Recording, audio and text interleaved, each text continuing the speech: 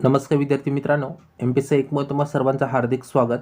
मित्रांनो, आजच्या व्हिडिओमध्ये आपण करंट अफेअर 2019चा पार्ट 5 पाहणार आहे. ऑलरेडी आपण 4 पार्ट पाहिलेत. आजच्या व्हिडिओमध्ये आपण पार्ट 5 पाहणार आहे आणि खूप महत्त्वपूर्ण करंट अफेअर आहे. आज हे करंट अफेअर असणार 2019चे. ओके, तुम्ही म्हणता 2021 हे वर्ष चालू आहे. तर जी कंबाईन एक्झाम राहिली प्रिलिम आणि मेन्स एक्झाम राहिली तर त्याच्यासाठी खूप तुम्हाला हेल्पफुल ठरणार आहे. ओके, त्याच्यामुळे आजच्या व्हिडिओमध्ये आपण पार्ट 5 पाहतोय. त्यापैकी पहिला क्वेश्चन आणि सिरीजचा 31वा क्वेश्चन. वर्ल्ड स्टील असोसिएशनने जानेवारी 2019मध्ये जगातील पोलाद उत्पादक देशांची क्रमवारी तयार केली होती. यामध्ये खालीलपैकी कोणत्या देशाने उत्पादन सर्वाधिक केले असे या ठिकाणी विचारले आपल्याला. वर्ल्ड स्टील असोसिएशनने एक रिपोर्ट काढला होता 2019मध्ये. त्याच्यामध्ये जगातील पोलाद उत्पादक देशांची क्रमवारी काढली होती. म्हणजे सर्वात जास्त पोलाद कोणी उत्पादन केला तर त्याच्यामध्ये पहिला क्रमांक कोणाचा होता असा क्वेश्चनचा अर्थ होता. त्याचं जे उत्तर मित्रांनो ते चीनने. ओके, चीनने सर्वाधिक उत्पादन केलं होतं. किती केलं होतं या ठिकाणी पाहू शकतो मी. 51.3% उत्पादन केलं होतं. 2 नंबरला जो भारत आहे, भारताने किती उत्पादन केलं होतं 5.89 उत्पादन. ओके, नंतर 3 नंबरला जपान, 4 नंबरला अमेरिका, 5 नंबरला दक्षिण कोरिया. पुन्हा एकदा क्वेश्चन पहा. वर्ल्ड स्टील असोसिएशनने जानेवारी 2019मध्ये जगातील पोलाद उत्पादक देशांची क्रमवारी काढली होती. त्याच्यामध्ये सर्वाधिक उत्पादन कोणी केलं होतं चीनने. आणि एकूण किती केलं होतं उत्पादन 100पैकी तर 51.3% मध्ये केलं होतं. भारताचं कमी होतं तरी 2 नंबरला होता 5.89ला होतं. आता या ठिकाणी चार्टसुद्धा आहे, तुम्ही पाहू शकता. 2018चा सुद्धा आहे, 2019चा असं. चायनाचं या ठिकाणी तुम्ही पाहू शकता. ओके, एवढं उत्पादन चायनाने एकट्याने केलं होतं. त्यानंतर पुढचा क्वेश्चन. जागतिक डिजिटल स्पर्धात्मक क्रमवारी 2019 या वर्ल्ड डिजिटल कॉम्पिटिव्हनेस 2019नुसार भारताला 63 अर्थव्यवस्थेमध्ये कितवे स्थान प्राप्त झाले. एकूण किती जणांचा विचार केला होता 63 जणांचा. त्यामध्ये भारताला कितवा क्रमांक दिला होता. ओके, पर्यायामध्ये 10वे दिले, दुसरं 38वे, तिसरं 44वे आणि चौथा आहे 63वे. याचं उत्तर मित्रांनो ते आहे 44वे. तर जागतिक डिजिटल स्पर्धात्मक क्रमवारी 2019मध्ये भारताला 63 अर्थव्यवस्थेमध्ये 44वे स्थान दिले. 3 नंबरचा पर्याय आपल्याला बरोबर आहे. इतर माहितीसुद्धा पाहू. स्वित्झर्लंडमध्ये जी international institute of management development आहे, IMT म्हणलं जातं, ही संस्था काय करते आकडेवारी काढते. याच्यामध्ये भारताला 44वे स्थान देते. पहिलं कोण होतं USA होता, दुसरा सिंगापूर, तिसरा आहे स्वीडन. ओके, 2019ची आपण आकडेवारी ही पाहतोय. त्यानंतर पुढचा क्वेश्चन. खालील विधाने पहा. पहिले शांघाय सहकारी संघटना याची स्थापना झाली 15 जून 2001ला झाली. दुसरं याला पूर्वेकडील आघाडी असे सुद्धा संबोधलं जातं. क्वेश्चन पुन्हा एकदा समजून घ्या. खाली विधाने पहा आपल्याला विचारलंय. पहिलं जे दिलंय सेंटेन्स, शांघाई सहकारी संघटना याची स्थापना 15 जून 2001ला झाली. दुसरं याला पूर्वेकडील आघाडी असे सुद्धा संबोधलं जातं. वरीलपैकी कोणते विधान बरोबर आहे आपल्याला विचारले. तर पर्याय क्रमांक 3 हा बरोबर निघतो. जी शांघाई सहकारी संघटना याची जी स्थापना झाली 15 जून 2001ला झाली. याला पूर्वेकडील आघाडी सुद्धा म्हणलं जातं. त्याचं जे मुख्यालय ते बीजिंग चायनामध्ये आहे. कुठे आहे मुख्यालय? बीजिंग चायना या ठिकाणी. याचे एकूण सदस्य देश आहेत 8 आहे आणि निरीक्षक देश आहेत 5. आता सदस्य देश कोणकोणते आहेत पहा. चीन आहे, भारत आहे, कझाकिस्तान आहे, किर्गिस्तान हे 4 झाले.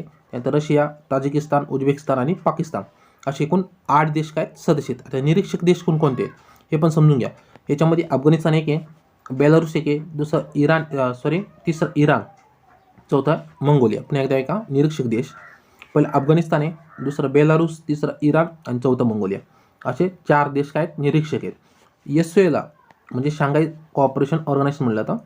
या ठिकाणी सुद्धा नाव दिलं आहे. तर पूर्वेकडील आघाडीसुद्धा समजलं जातं. जगातील 42% लोकसंख्या SOAच्या संघटनेमध्ये सदस्य आहे. पण एकदा क्वेश्चन पाहू आपण. खाली विधाने पहा. पहिले याला शांघाई सहकारी संघटनेची स्थापना 15 जून 2001ला झाली. याला पूर्वेकडील आघाडीसुद्धा संबोधलं जातं. आपल्याला काय विचारलं बरोबर विधान विचारले कोणा. तर 3 नंबरचा पर्याय निघतो. शांघाई सहकारी संघटनेची स्थापना कधी झाली 15 जून 2001ला झाली. याला पूर्वेकडील आघाडीसुद्धा समजलं जातं. याच्यामध्ये 42% लोकसंख्या या देशामध्ये राहते. एकूण 8 सदस्य देश आहेत. या ठिकाणी त्यांची नाव आहेत आणि 4 निरीक्षक देश आहेत. याच्यामध्ये अफगाणिस्तान, बेलारूस, इराण आणि मंगोलिया हे देश त्याच्यामध्ये येतात आणि याला पूर्वेकडील आघाडीसुद्धा म्हटलं जातं. पुढचा क्वेश्चन खूप महत्त्वपूर्ण आहे. OIC संबंधी आहे. OIC म्हणजे organisation of Islamic cooperation. Okay, पहिले सेंटेन्स दिलं आहे. इस्लामिक सहकार्य संघटना याची जी स्थापना झाली 1969मध्ये झाली. दुसरं याचे मुख्यालय आहे जे सौदी अरेबियाच्या ठिकाणी या ठिकाणी आहे. तर वरीलपैकी कोणतं विधान बरोबर आहे आपल्याला विचारलं आहे.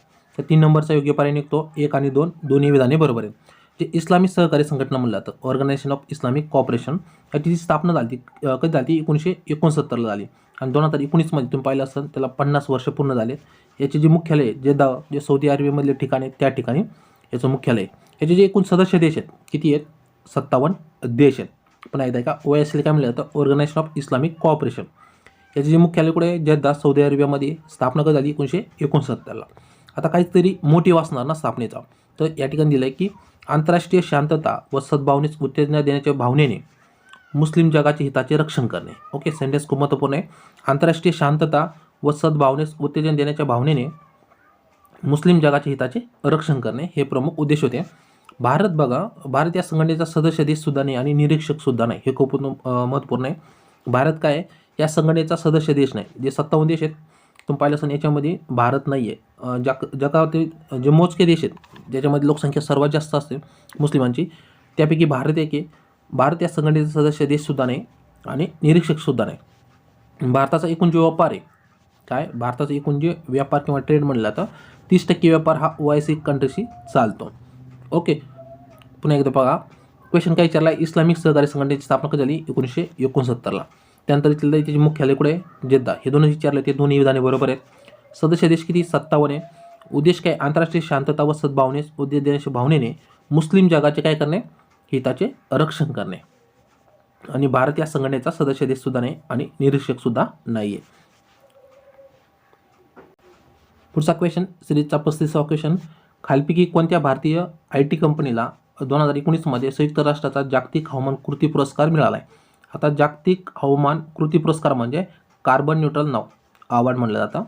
तर हा पुरस्कार भेटण्यात आलेला आहे. पण एकदा क्वेश्चन बघा, खालपैकी कोणत्या भारतीय IT कंपनीला 2019मध्ये संयुक्त राष्ट्राचा म्हणजे युनोचा जागतिक हवामान कृती पुरस्कार किंवा क्लायमेट न्यूट्रल नाव अवॉर्ड म्हणलं जातं, हा अवॉर्ड त्यांना मिळालेला आहे? तर पर्यायामध्ये इन्फोसिस दिले, दुसरं TCS दिले, तिसरं महिंद्रा टेक दिले, चौथं यापैकी नाही. तो कोणाला भेटला आहे? इन्फोसिसला हा पुरस्कार भेटला आहे.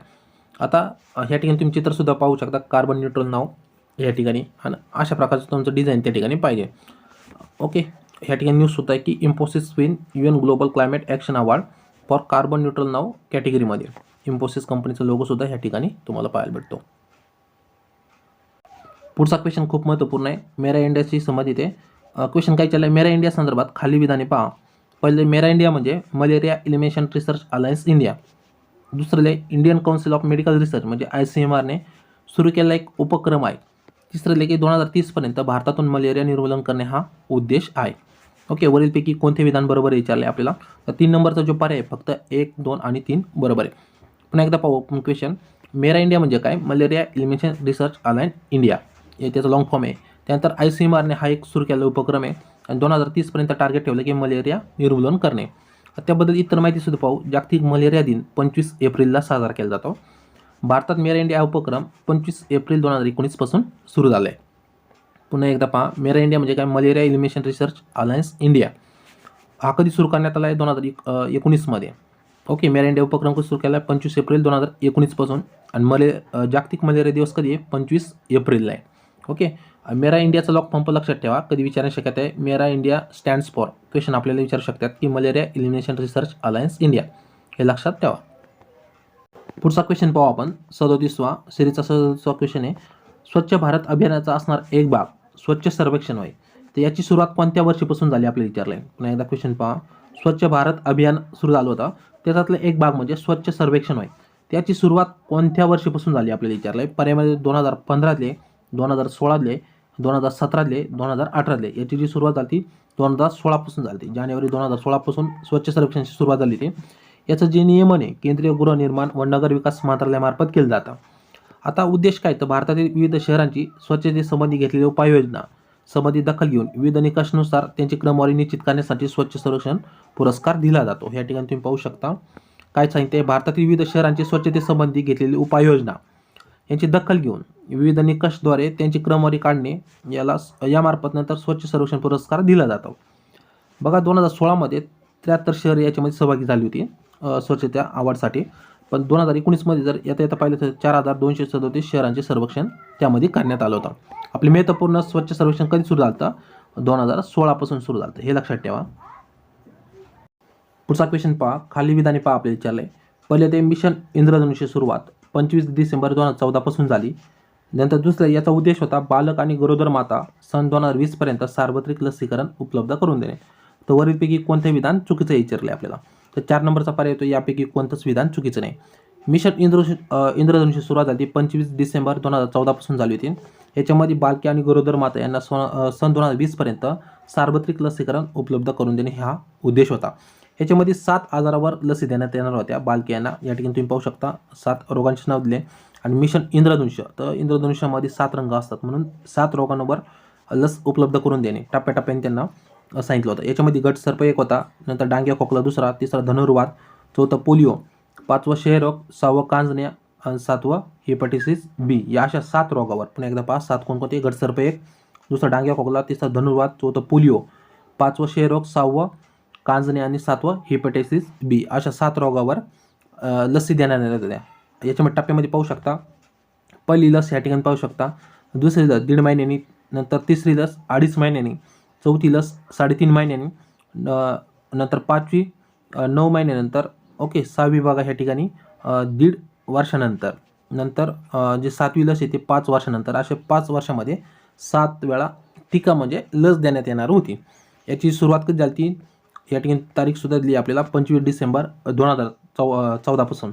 आणि उद्देश 2020 पर्यंत जे बालके आणि गरोदर माता आहेत यांना सार्वत्रिक लस उपलब्ध करून देणे हा त्यामागचा उद्देश होता. तर मित्रांनो हा सिरीजचा पार्ट 5 पाहिला आपण. कसा वाटला कमेंट करून सांगा. व्हिडिओ आवडला असेल नक्की व्हिडिओ लाईक करा. चॅनलला सबस्क्राईब केलं असेल तर चॅनलला सबस्क्राईब करा. तुमच्या व्हिडिओबाबत काय प्रतिक्रिया आहेत ते कमेंट बॉक्समध्ये नक्की सांगा. थँक्यू.